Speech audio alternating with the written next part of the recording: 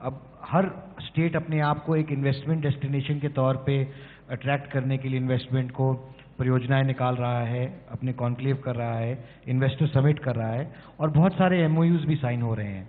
इन सब investment summits की शोर के बीच में उत्तराखंड सरकार ऐसा क्या करेगी कि इन्वेस्टमेंट को आकर्षित किया जा सकता है उत्तराखंड में, और इन समस्याओं को दिमाग में रखते हुए लोग कैसे आएंगे और उनका क्या समाधान निकलेगा? हम भी अक्टूबर मास में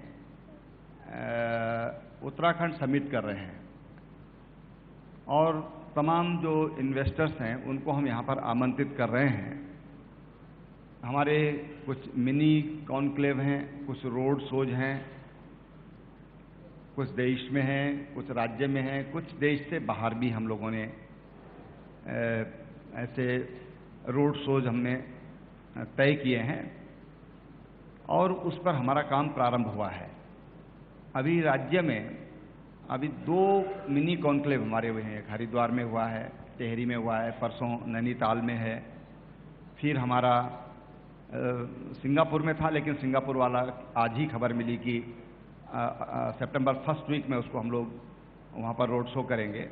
लेकिन देश के अंदर बेंगलोर है, हैदराबाद है, मुंबई है, दिल्ली है, अहमदाबाद है, यहाँ पर हमारे इसी महीने में रोड शो होंगे।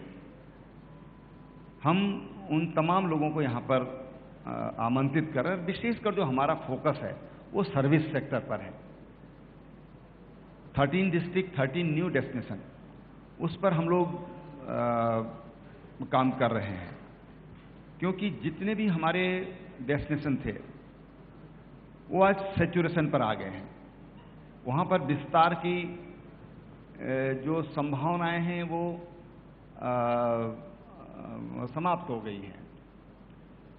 लेकिन एक हम भविष्य की जो संभावनाएं हैं कि हमने 13 नए डेस्टिनेशन, हर जिले में 13 डिस्ट्रिक्ट 13 जिले हैं, 13 जिलों में हम एक एक एरिया हमने चयनित किया है और उन एरियाज को हम उसके जो लैंड यूज है उसको हम पर्यटन के रूप में परिवर्तित करके, ताकि जो इन्वेस्टर है उसको दिक्कत न हो, हम उनको यहाँ पर आमंत्रित कर रहे हैं। वहाँ पर हम उनको उद्योग में हमने शामिल किया है पर्यटन को। मैं समझता हूँ कि दूसरा स्टेट है देश के अंदर उत्तराखंड जहाँ पर हमने पर्यटन को उद्योग का दर्जा दिया है, और इसलिए हम जो सर्विस सेक्टर है उस पर हमारा विशेष फोकस है, क्योंकि उत्तराखंड बहुत ही कम जनसंख्या का राज्य है। तमाम जो हमारा उधम सिंह नगर हो, हरिद्वार हो, देहरादून हो, वहाँ पर हमारे पास भारी उद्योग स्थापित हुए हैं, लेकिन मैन्युफैक्चरिंग स्टेट होने के नाते उसका जितना फायदा हमको होना चाहिए टैक्सेस में वो हमको नहीं हो रहा है। कंज्यूमर स्टेट को ज़्यादा फायदा है, और इसलिए हम सर्विस सेक्टर पर हम लोग फोकस कर रहे हैं ताकि राज्यवासियों को रोजगार भी मिल सके और राज्य को अच्छा रेवेन्यू भी मिल सके। उस पर हम लोग काम कर रहे हैं। गाँव की अर्थव्यवस्था के लिए हमने ग्रोथ सेंटर पर हम लोग काम कर रहे हैं।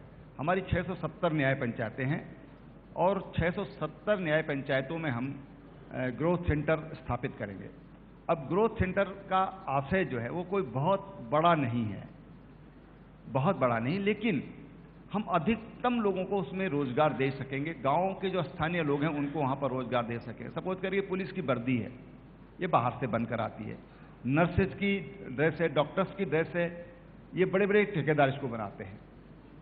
प्रिंटिंग है, बाहर से प्रिंटिंग वगैरह आती है।